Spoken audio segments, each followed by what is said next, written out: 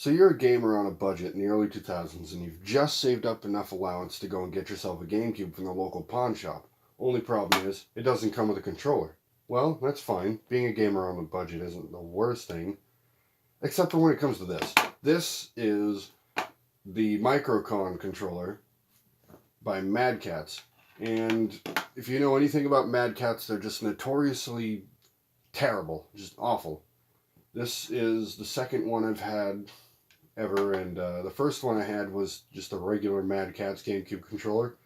You plug it into port 2 of the GameCube and it just destroyed it. It didn't really destroy it, it broke the GameCube, really. Any other controller in port 2, fine. But this one, you plug it in, GameCube just doesn't work. I don't know what the deal is. I've never heard of such a thing happening or a controller triggering something like that. It's very strange. But aside from that, Madcatz, bad company. Got it. So this has an M button on the back.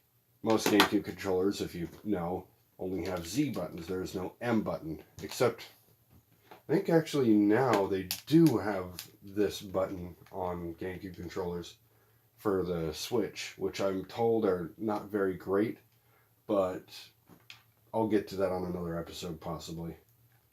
So what are the problems with this controller particularly? Well, first off, it's Madcatz, right? Yeah. The D-pad is really...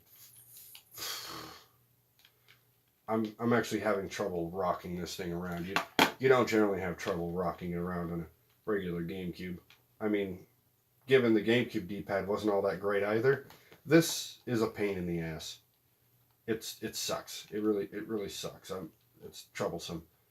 This macro button, I don't even know what that's about. To be honest, maybe it's got something to do with that M button, but is it supposed to be for people that don't want to press the Z button with their right hand, so instead they press the M button?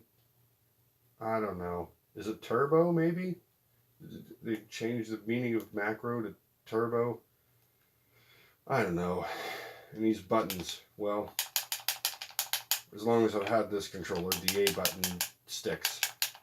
And that's terrible for games like Mario Party, where you got some games where you gotta tap the A button as fast as you can, but then all of a sudden the A button doesn't want to come back up.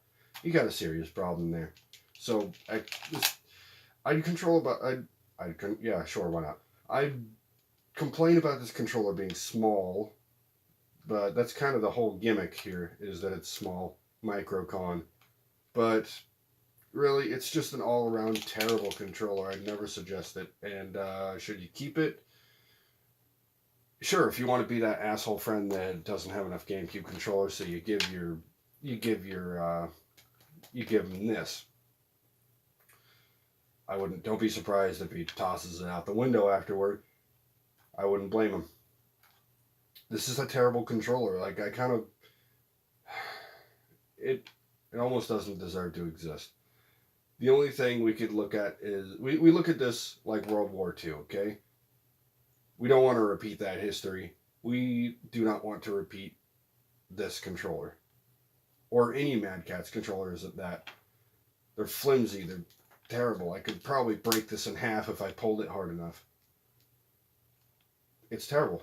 It's awful. This controller sucks.